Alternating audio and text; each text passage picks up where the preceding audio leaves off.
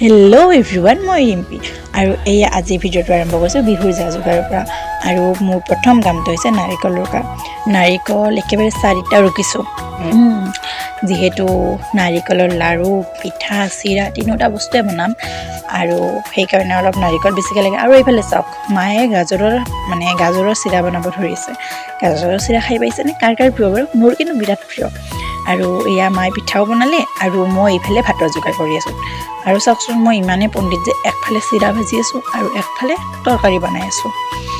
তাৰপিছত ভাতটোতো খাবই লাগিব দিয়কচোন। আৰু এয়া মোৰ ভাত চাত বনাই মেলি পিঠা বনাব আহিলোঁ ময়ো। ইমান এটা ভাল নহ'ল, যিহেতু বেছি এক্সপিৰিয়েঞ্চ নাই, তথাপিতো কিবা এটা হৈছে। কিন্তু তিলৰ পিঠাই বনালোঁ মই।